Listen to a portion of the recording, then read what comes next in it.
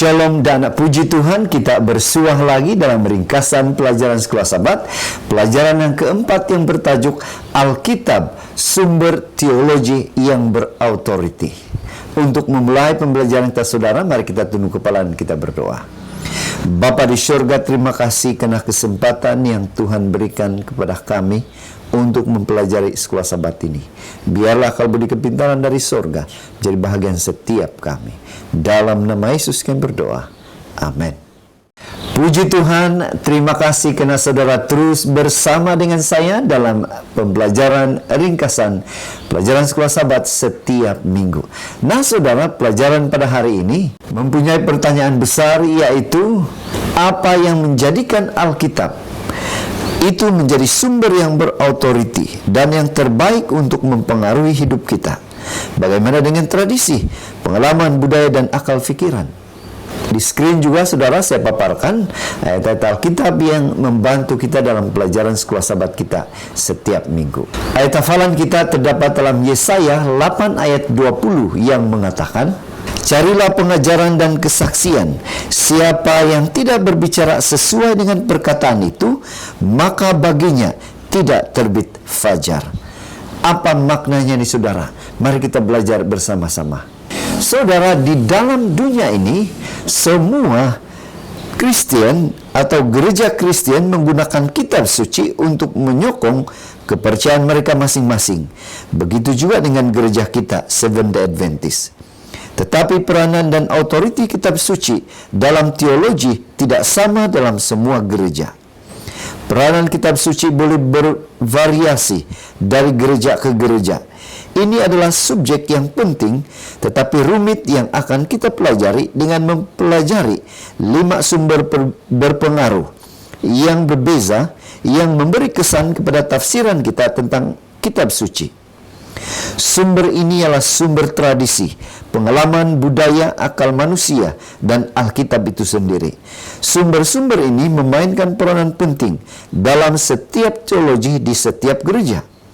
Keutamaan yang diberikan kepada salah satu sumber atau sumber-sumber membawa kepada penekanan dan hasil yang sangat berbeza, dan akhirnya akan menentukan hala tuju keseluruhan teologi kita.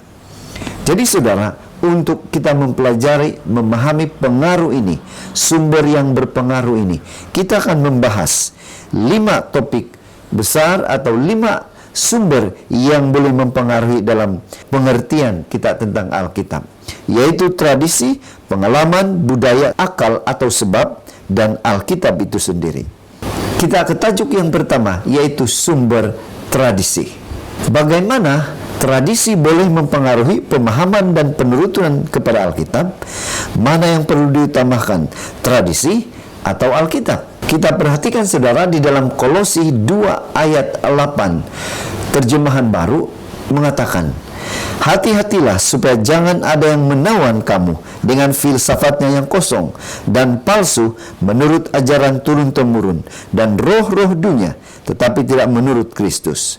Alkitab versi Borneo pula mengatakan, "Awaslah, jangan tertipu oleh orang yang menggunakan falsafah dan tipu daya yang sia-sia menurut adat manusia, menurut ajaran asas dunia, bukan menurut Kristus." Nah saudara, apa artinya ini? Tradisi itu sendiri tidak jahat saudara. Tradisi adalah cara kita melakukan rutin tertentu sehari-hari. Ia dapat membantu kita untuk terus terhubung dengan akar umbi kita. Oleh itu tidak heranlah tradisi juga memainkan peranan penting dalam agama. Mari kita lihat saudara, kesan baik dan buruk tradisi. Apa yang baik tentang tradisi? Tradisi membantu kita mengingat sejarah kita. Itu juga mengingat kita akan pelajaran yang dipelajari oleh leluhur kita.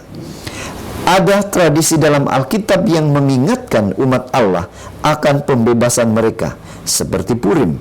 Sebagai contoh, kedatangan para bapa ataupun jelajah atau penemu pertama ke tanah kebebasan masih diingati di Amerika Syarikat. Apa yang buruk tentang tradisi? Tradisi dapat menggantikan kebenaran, Markus 7, dengan menambahkan unsur-unsur palsu dan takyul di dalam iman kita.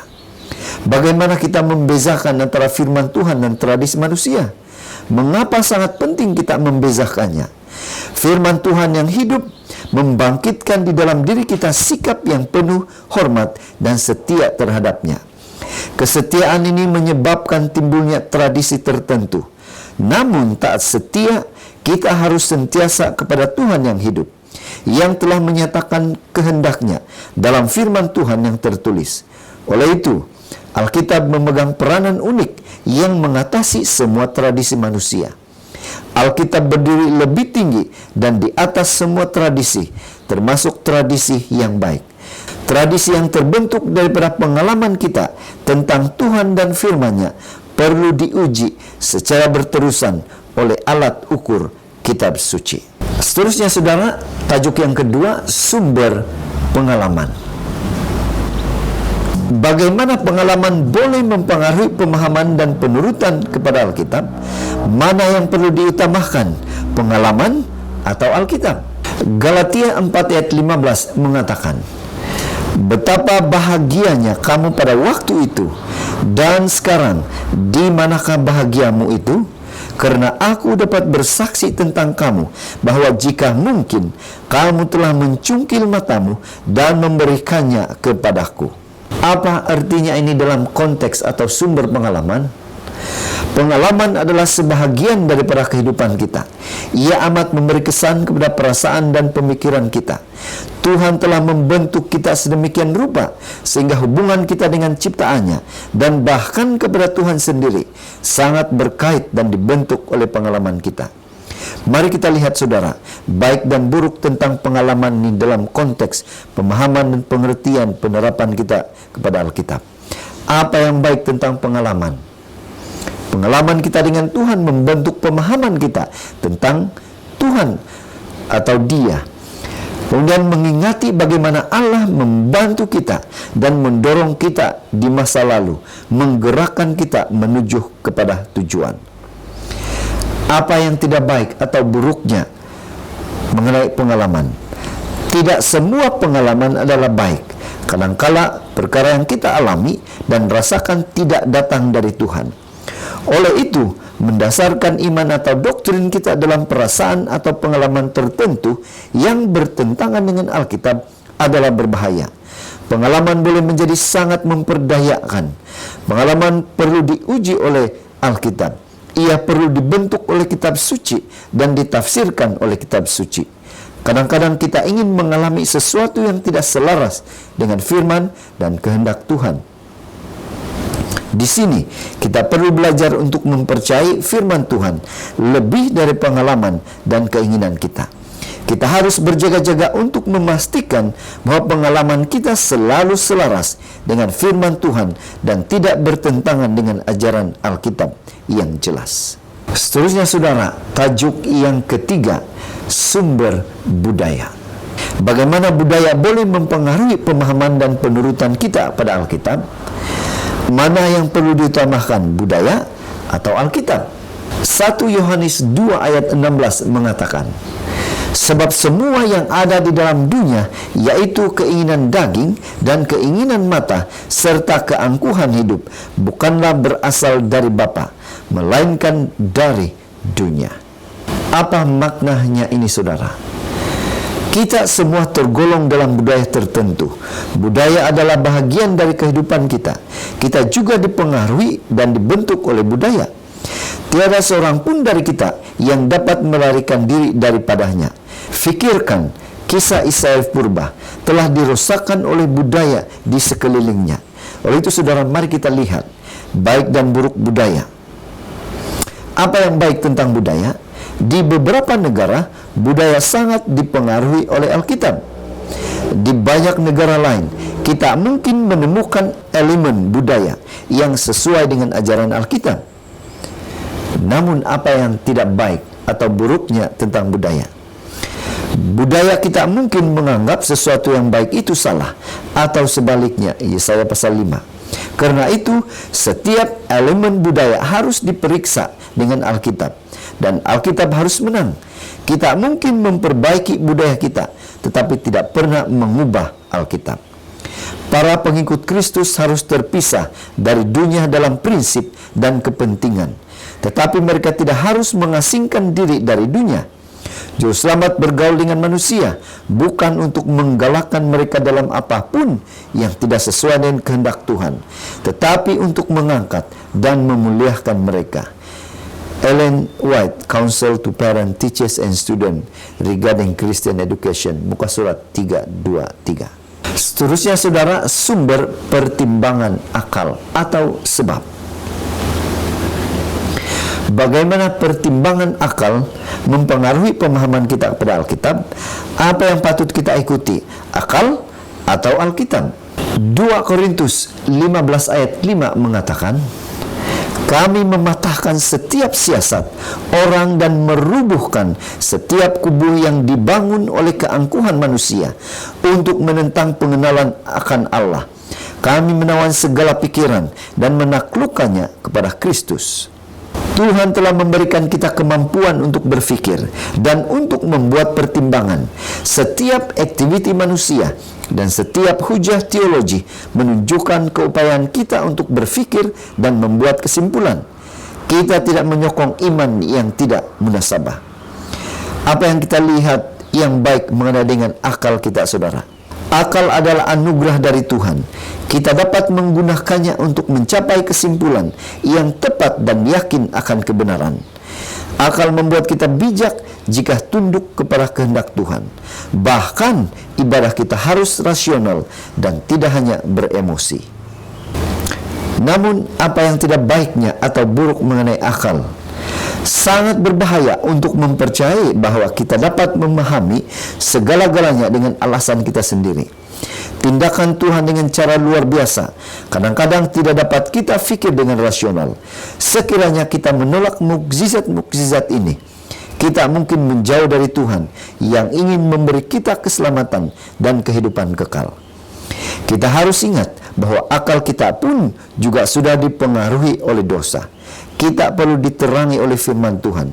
Takut akan Tuhan adalah permulaan hikmat. Seterusnya, yang terakhir, sumber Alkitab. Apa peranan Alkitab dalam pemahaman dan tindakan kita? Bagaimana Alkitab mempengaruhi kehidupan kita? Yohanes 5 ayat 46 mengatakan, sebab jikalau kamu percaya kepada Musa, tentu kamu akan percaya juga kepadaku, sebab ia telah menulis tentang aku. Alkitab tidak akan pernah membawa kita bertentangan dengan firman Tuhan atau tersesat daripada firman Tuhan.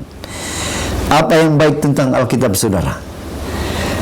Yesus mendorong kita untuk mempelajarinya dan mempercayainya. Itu adalah firman yang diilhamkan oleh Tuhan. Ia berguna untuk pengajaran. Dalam masalah iman dan doktrin, Alkitab berada di atas tradisi, pengalaman, budaya, dan akal. Semua itu mesti dinilai dan dianalisis dengan Alkitab. Alkitab adalah satu-satunya pelindung rohani kita. Ia adalah satu-satunya norma yang boleh dipercayai untuk semua perkara yang berkaitan dengan iman dan amalan. Melalui kitab suci, Roh Kudus berbicara kepada pikiran dan menekankan kebenaran ke dalam hati.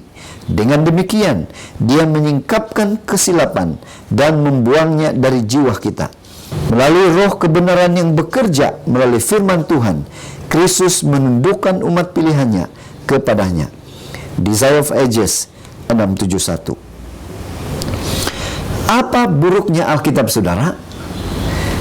Tidak ada buruknya dalam Alkitab, selagi kita selalu dipimpin oleh pengarangnya, Roh Kudus. Roh Kudus tidak akan pernah membawa kita kepada kebenaran yang bertentangan dengan apapun yang dia nyatakan dalam Alkitab.